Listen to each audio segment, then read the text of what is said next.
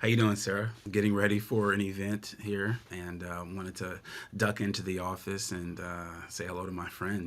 We go way back. Yay. I'm so glad that we could spend some time together and talk about your superpower with events, which is the tie between creativity and really caring about the outcome. And so, how about Yes, we start there? Why do you care so much? Because you do. because it is the as Stephen Pressfield refers to it, the war of art, right? Not the art of war, but the war of art, Mm. which is a great book too. If anybody's looking for good recommendations, uh, yeah, the The War of War Art of by Art? Stephen Pressfield. Have you read it, or yeah, have you? No, Joe I Polish haven't. I'm writing recommended it that down right book now. years ago, and it's one of the few. It's the only book I've read more than twice. It's a great book, but why do Really? I care so much? Because this is my craft, and this is my art. So my artwork Hmm. requires a lot of help from other people, right? And I always take it very Yeah. seriously. So caring, I've realized that nothing happens of significance until you care first, right? You care about the Mm. outcome. It's the glue that ties all the stuff together. Staying a couple hours past the production when everybody's gone. It brings you into the ballroom 2 hours before a call time, and I don't like that those elevated cortisol anxiety levels. So if you start with caring, those levels go down during production. So Yeah, your clients are lucky to have you because you do care so much, and I see that every time we work together, and I think your clients are so thank you. lucky to have you. I want to talk about how you bring art into the live environment because I think that's what makes you special as a creative agency that businesses hire to put on the technical part of events. So talk to us about. I know you love to go to art museums every time when you're Absolutely. in a new city, and talk to me about how you think about art and being at a live Well, conference. art in general is like one of the few things that makes life exciting, right? To me, anyway. Obviously, raising kids it keeps life really exciting. But most of my kids now are adults, and art is just that.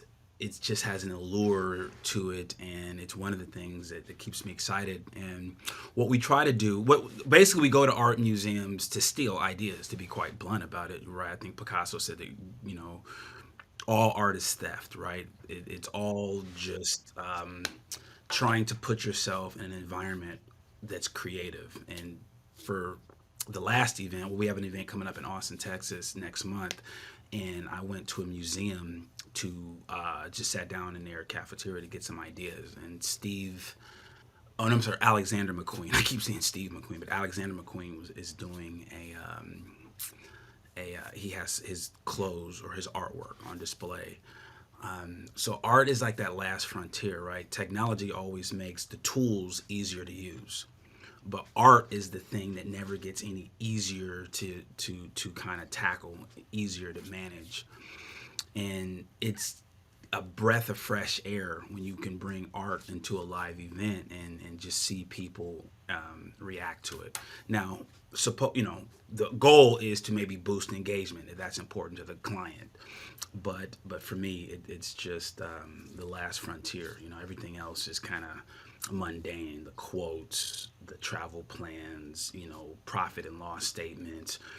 If running a business, you can kind of drown yourself in that, and the art helps pick you up and helps you remember why you got involved to begin with, if that makes any sense.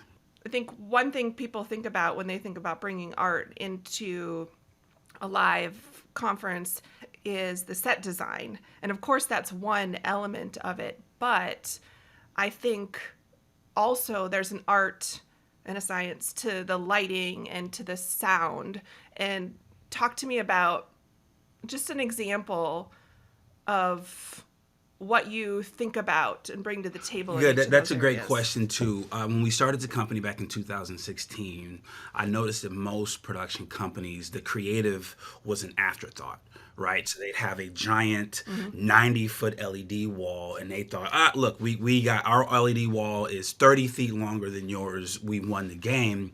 But what they put on it was kind of not very thought out.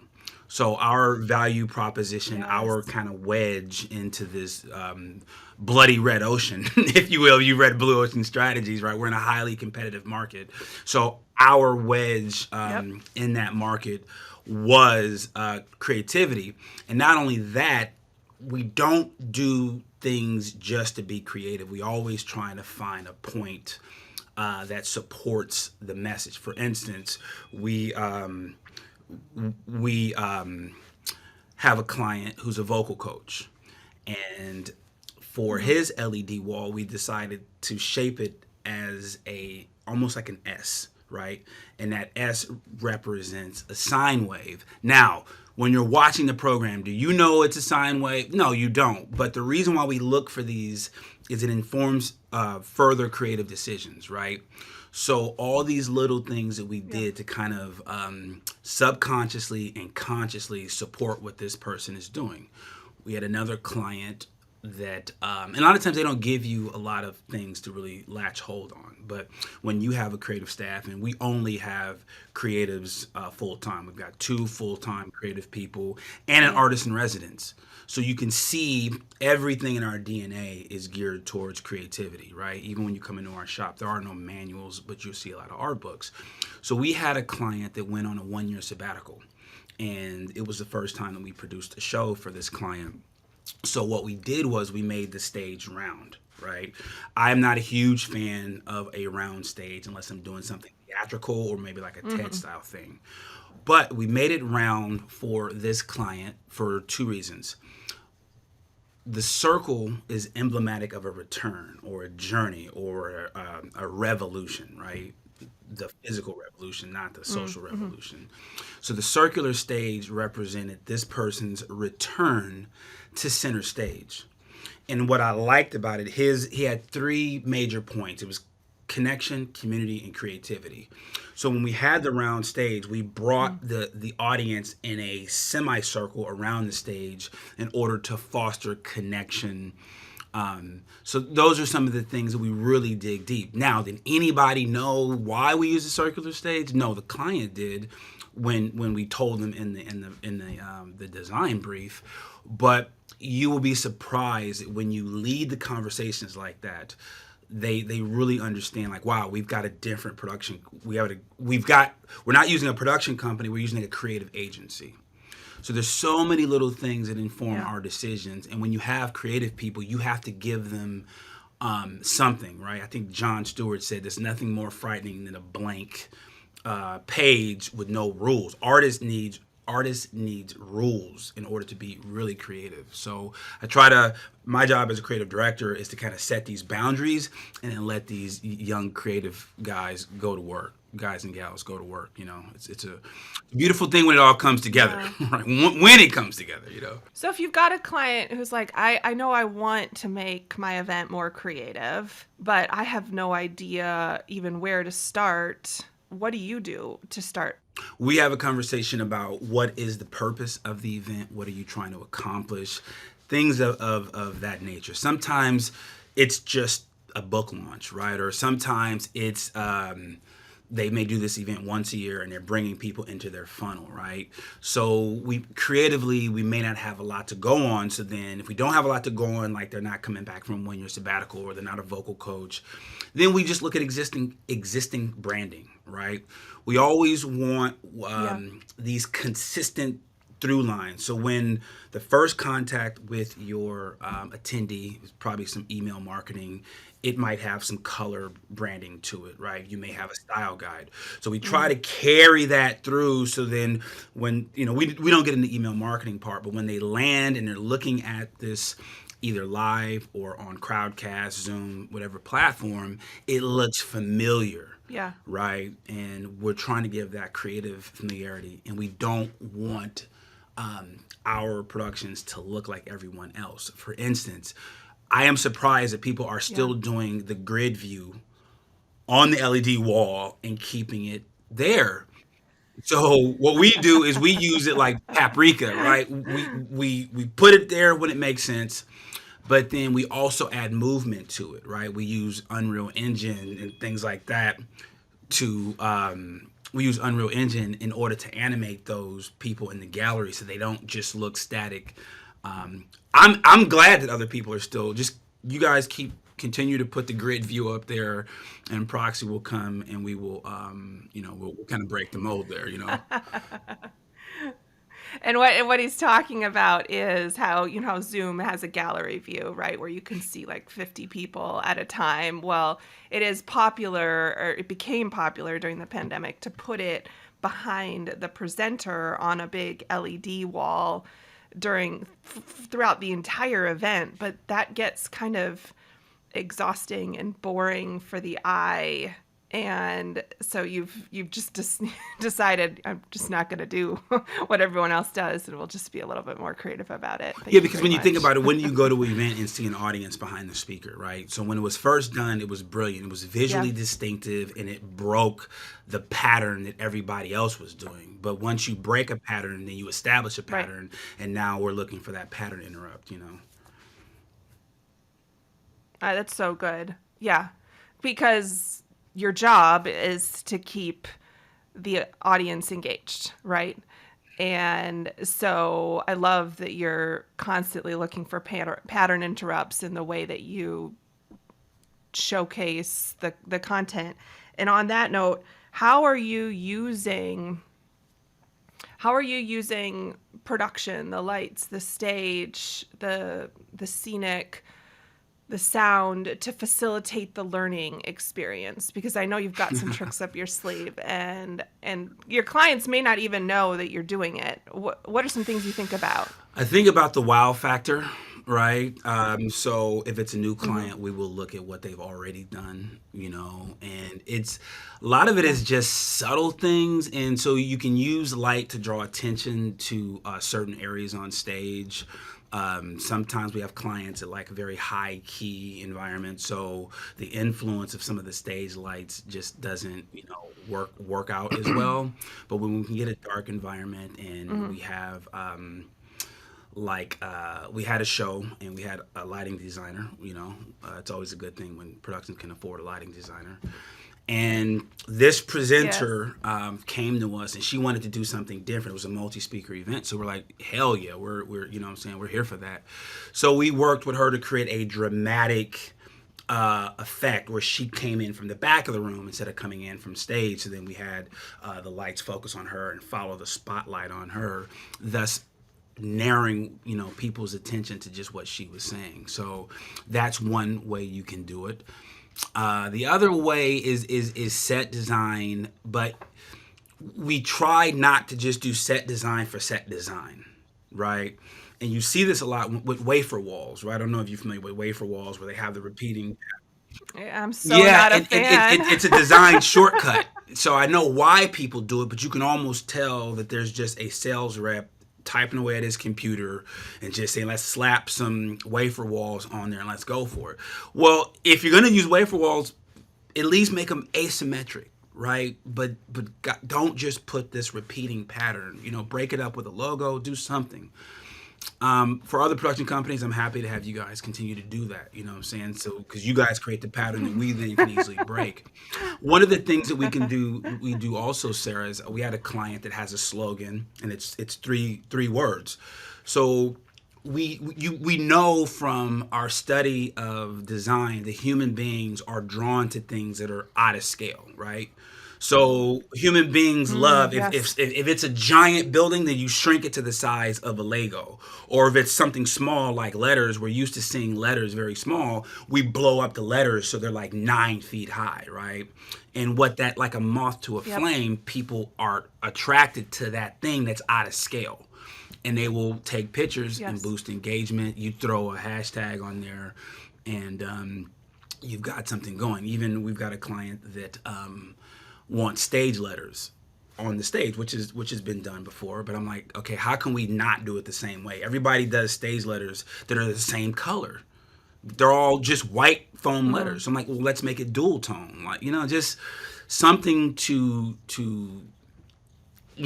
break that interrupt, right? It's already hard to get people's attention. So when they come to a performance, you can grab their attention by the level of lighting design, stage design, but then you also want to tie it back Yeah. to something that's on brand. We're always talking about on brand, and you and I worked with a big athletic wear Yeah. company where we were, and it's interesting too, because remember when we worked with that company, what we did were all light touches, right? I like very Yeah. clean, minimalistic, light touch designs because when we shoot Yeah. Me too. video, you always have to consider that you have a foreground and a background, and you don't want your background being so busy that it competes with the foreground, right? And so the thing that we did for this major athletic company, the design was just very subtle. We weren't trying to prove to them that we're so creative because they have creative people. They've been doing it, for 40 years. You know what I'm saying? And you and I would Right. just add a light touch, and by the feedback that I think their term was we changed the game for them. It was I love the way you talk about branding and how it being. I always like to talk about it how it's a string of continuity that goes throughout to everything within your event, from like you touched on the email marketing to what it looks like when they check in at registration to what the set looks like on stage. I really think it's so important and to remember that we need to present a cohesive look so that guests it fuels their excitement, it fuels the fear of missing out on social media, because then everything that people are looking at looks like it's part of that thing that you're perhaps possibly yeah. missing out on. And I know you think about that. I know you think about, okay, how is this going to look on social media when we take cuts from the recordings and the client goes and puts them up afterwards? And I love that you obsess over that. In fact, you even think about where, talking about the foreground and the background, you even think about where the logo is on the background on the stage scenic so that it frames within the the Yes. talent, right? How do you tell me about how you think about that? Obsessively. A couple of less sleep cycles than I need, but yeah. So everything now needs social proof, and everything is on a video now, right? So and that's difficult because you have to play to the video audience, the people that are consuming it on this guy here, but then you also have to play it for the people that are in the event, right? So and from a design standpoint, that's not very easy to do. And we had a show last time where I focused more on what the end video looked like, because I knew that video will be consumed by thousands to millions versus the in room being Yeah. consumed by 400 to 500 people. And so what Sarah's talking about was Yeah. we lowered the logo to make sure that it fit a couple of inches above the shoulder. What I was not happy with was how low the logo was in person. Client was happy, but it's the thing that makes it into my journal on how to fix. And what it is you almost have to design two designs, right? But then when you take two designs, make them into one, they have to gestalt to be a whole, straight up design. So that's Yeah. the war of art, that we're constantly battling. And another thing that I do is any production that we are a part of after the event, I look at as many social media posts of that event to see what it looks like from different angles, and have changed the set to correct for better angles, meaning that people take a lot of selfies looking back this way, and sometimes the set looks good on the front end but doesn't look good at the side, stage left or stage right. So we take that into consideration, but it's only after an exhaustive search of social media to kind of figure out, oh, okay, this is where we can improve better, even down to like if you overhang letters, instead of the letters being facing the audience, what you would want to do is tilt the letters down a little bit as they hang over the stage. So when people are taking a selfie, the letters show up like that. And then when you change the angle from flat to this, that's a little bit of that oh, okay, these letters are at an angle, and that might just catch their attention and or make them want to take a selfie and actually get the letters in there correctly. So psychologically, there's a lot of things that we're trying to do to impress people. So it's we also keep what we call a swipe file, and I'm sure that your audience is aware of that. Yeah. But I'm real big on the swipe file, and basically, for those who don't know what that is you just keep a file of anything that you like. You just keep it in a big giant file so that you can refer to it. Another good recommendation is Steal Like an Artist. That's a great book, and it basically gives artists permission to steal because all artists steal. And it's a 3-book series, and you can read it in an afternoon. It's really, it's a small book, and if you're in a creative space, it's a must. Steal Like an Artist. All right, now we've got two. I forget his last name, but it's Austin K. You talk about two things that you think about as you're designing each event, and you talk about experience versus environment. And tell me how you see those as two separate but also conjoined topics as you design a conference. That's a great question, because the environment can be the same, but the experience can be different, right? So the experience is what you're aiming for, but you get that experience by creating an environment. Does that make sense? So two people can react differently to the same stimuli, or I guess that's the way to make that word single. Stimuli. I'm not an English major by any stretch of the imagination. Thank God for spell check. But yeah, so the environment is very important in order to influence what people take away from it. And one part you have control of, the other you don't, right? So I'm always trying to get feedback on how people were influenced by the environment. So I'll focus more on the environment part of it. But we have a client whose number one concern is audience experience. And I met this person early on in my career, and I remember asking them, hey, do you want this size screen or this size format, or do you want to do a 3:1, 16:9? And Jenny said to me, we care more about the experience and we care about the particular details or specs, right? And that stayed with me. Yep. And when clients give you those kind of nuggets, sometimes they don't realize how important that is for you to help them get that environment.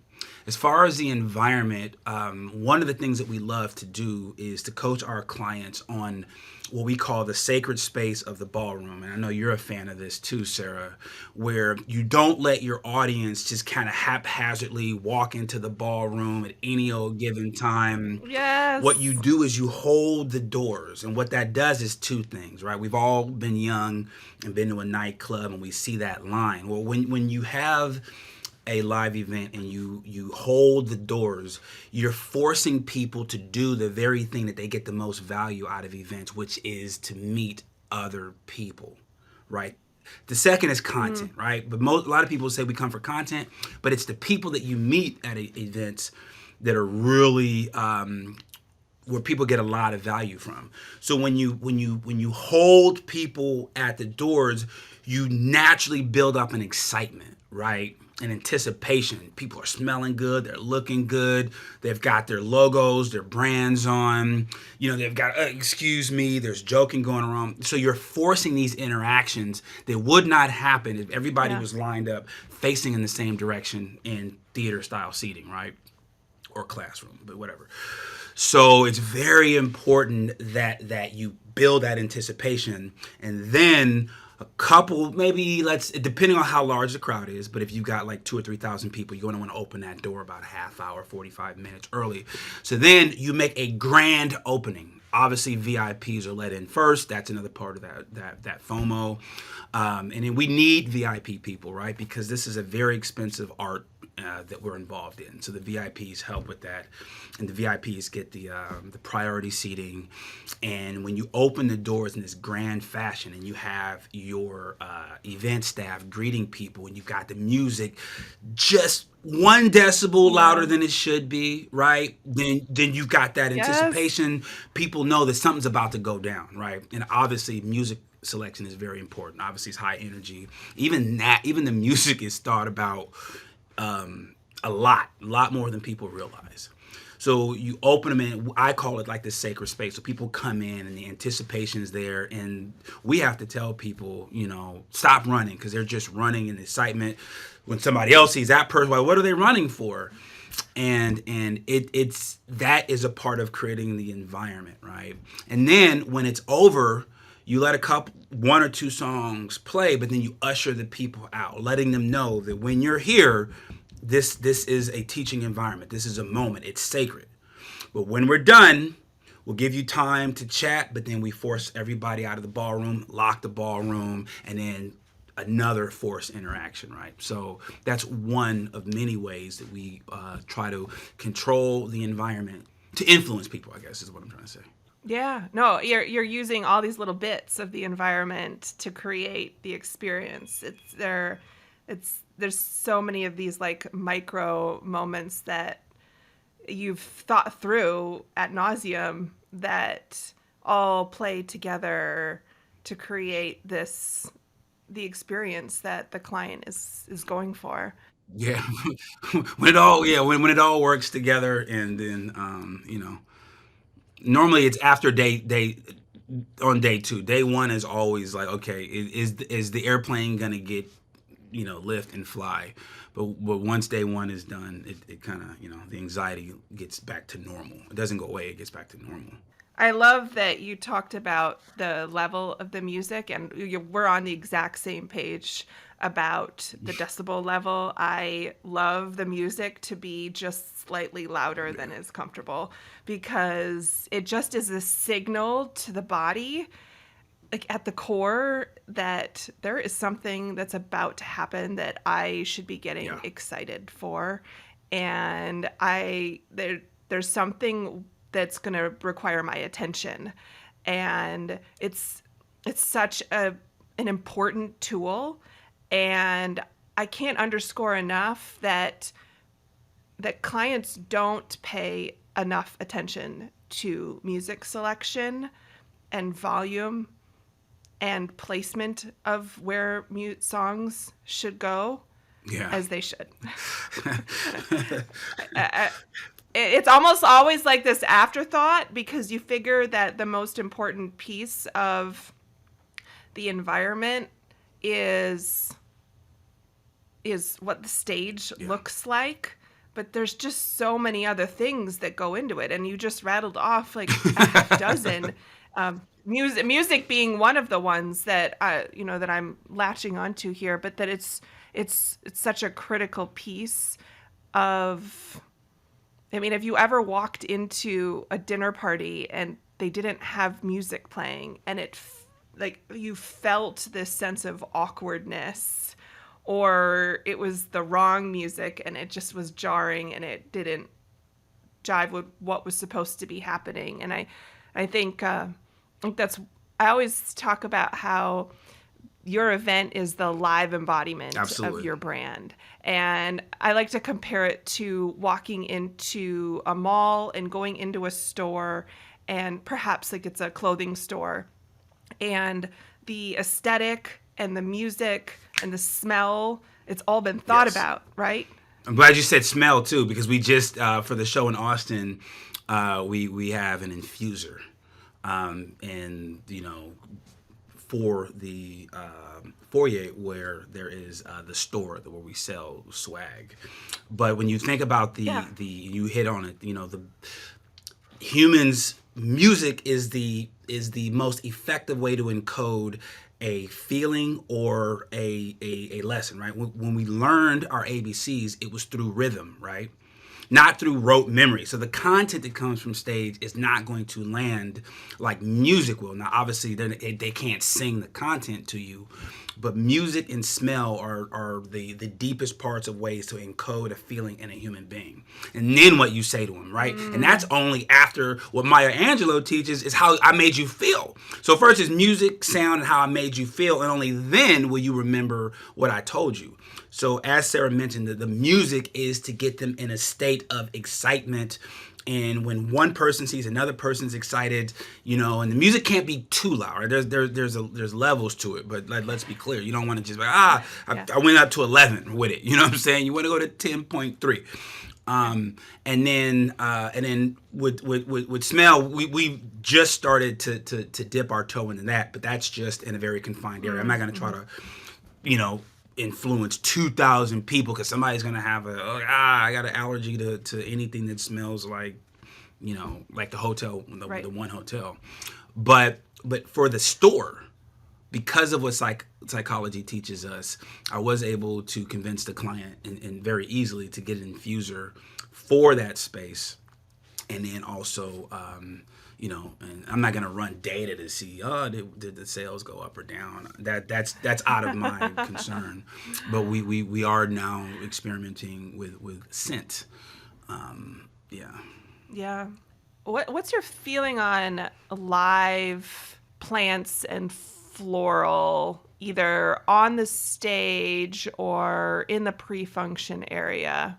Floral, it's like the 90s are calling and they want their FICA tree back, right? We don't do floral on the stage unless we're in Miami and it's a living wall.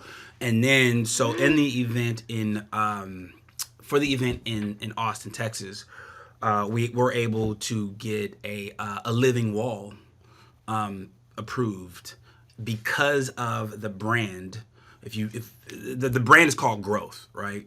So when I hear Growth, I instantly thought, let's get a 8-foot by 8-foot wall, a living wall. And they were like, well, do you want real plants or fake plants? You already know what the answer was, right? They've got to be real, right? I've never seen anybody do a floral wall with the logo in the wall, spelling out the logo. And the client liked it so much, he said, order 2 of them, and then you design one and have the floral company design the other one. And we got lucky and we found a place in Austin that did it. They're about $7,000-8,000 per wall, for the 3 or 4 days. So, yeah.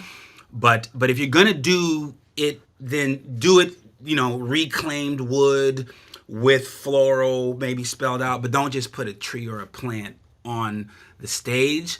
And if you're in an interview, let's say we're doing a sit-down interview, I always like orchids because they don't need all this other stuff to go along with it, and it's elegant and simple, and I love the orchid, but that's just me being biased, to be quite honest. But no trees on stage unless it makes sense because of what the brand is about. If it's the Arborist Society, then you should probably figure out. But don't just put a tree. Do something creative, right?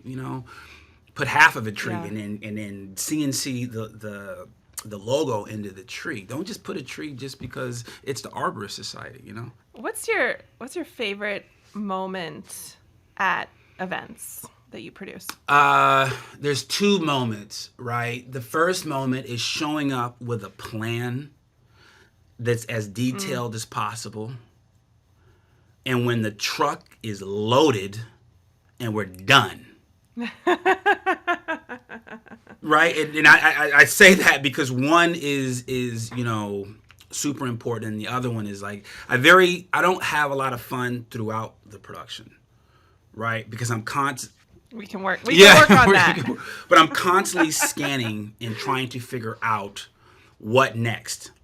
I feel like if I'm relaxing, I'm missing something. And there's some things that I do, like the most dangerous moment for a crew is about 45 to 30 minutes before a show starts on the first day. Because what happens is you should be all done, right? So what the crew does is they relax and they start talking about how many points LeBron scored, what happened on Snowfall or Breaking Bad. Yes. So when I see that, I instantly break up the pattern by saying, okay, what are we missing? Are we all straight? Did we test the clicker? I am obsessive about as many details, right? So if you take care of the smaller details, I've trained my guys to take care of the smaller details. So when you train people to take care of the smaller details, the bigger details have a likelihood that they will go met, right? But if people aren't thinking about what could happen or what's about to happen, they're going to miss what's going to happen. So that's why I don't have much fun, because I'm always thinking about what's next. I'm not thinking about what's going on now. So my favorite moment is coming with a solid plan, getting there 3 hours before the riggers, listening to classical music and laying my plans out, and just know that we're about to change this empty. Yes. And remember, it was in Orlando. We did it in Orlando too. This is an empty canvas, and we are blessed to be able to paint a picture on it, and away we go. And then 4 days later, when the van is packed, then it's like, cool, let's go have some tacos and let's talk. And those are my two favorite book-ended moments. Oh. What are you reading right now? I am reading 2 books. One is The 50th Law with Curtis Jackson, 50 Cent, and Robert Greene. He's the 48 Laws of Power guy.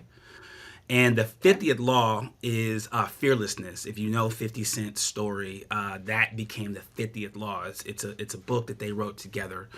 And the 50th Law is fearlessness. And then T. Harv Eker, Millionaire Mindset, that my dear friend Sarah recommended. Yes. And it was very apropos, right on time. So those are the 2 books that I'm reading. And oftentimes I'll read 2 books at the same time to get that collision of ideas. And remember, as creatives, we try to take ideas from 2 different domains and bring them in together where they may not, you're always looking for influences from different domains to bring them into another domain. Mm-hmm. Mihai Csikszentmihalyi talked about that in the great book Flow, which is another great book. Yes. Don't get me started on books too, because